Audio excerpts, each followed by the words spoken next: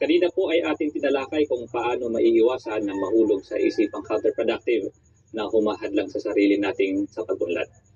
Ano po ang ipinapayo ng Biblia sa mga ayaw kumilos o gumawa kapag iniisip nilang hindi pabor sa kanila ang sitwasyon?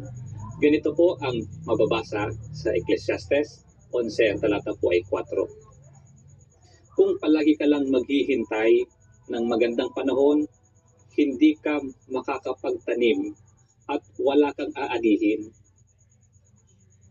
Kung ang ating isipan ay mamaya ko na gagawin o sisimulan kapag magaan na o pabor na sa akin ang sitwasyon o kapag motivated na ako, kung palagi tayong maghihintay ng maalwan na sitwasyon bago tayo kumilos, ang sabi po ng Biblia, hindi ka makakapagtanim at wala kang aanihin.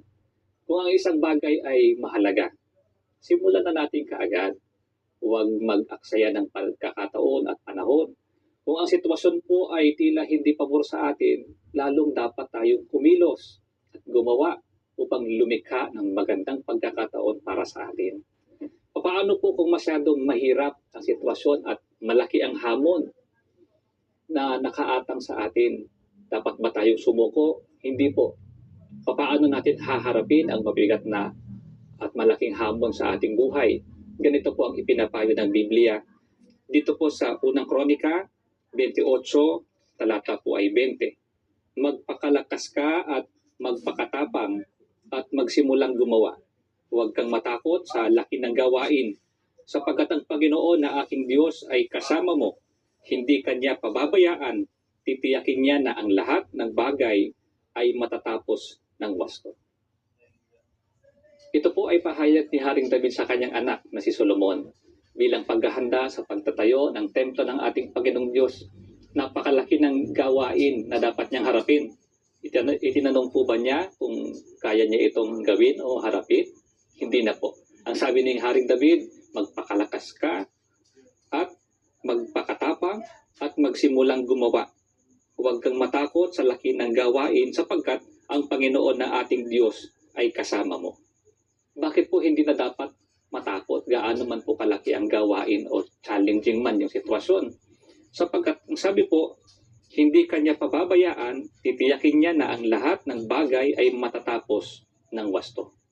Ang pagtatagumpay po ay hindi nakabatay sa bigat o laki ng gagawin, kundi nakabatay sa tulong na ipagkakaloob ng ating Panginoong Diyos. Kaya hindi na tayo dapat matakot. Huwag nang ma-intimidate sa laki ng gagawin. Pumanatag tayo at simulan na gawin ang kung ano man yung mahalaga na dapat natin gawin. Subalit anong uri ng paggawa ang dapat makita sa atin upang makaasa tayo sa tulong at pagpapalakas ng ating Panginoong Diyos? Ganito po ang mababasa sa Ecclesiastes 9:10. Pakinggan po ninyo. Anuman ang ginagawa mo, ipagbuhusan mo ng iyong buong makakaya, sapagkat sa daigdig ng mga patay na kasasadlakan mo ay wala kang gagawin, ni pag-iisipan man, ni pagbubuhusan ng kaalaman o karunungan. Ito po ang inaasahan sa atin na uri ng paggawa sa ating sarili, para sa ating pamilya at higit sa lahat, para sa ating Panginoong Diyos. Ang sabi po, anuman ang ginagawa mo, ipagbuhusan mo ng iyong buong makakaya. Iisa lang ang buhay natin at sa bawat sandali ng buhay na ito ay magandang pagkakataon upang gumawa ng buong makakaya para sa ating ikapagtatagumpay.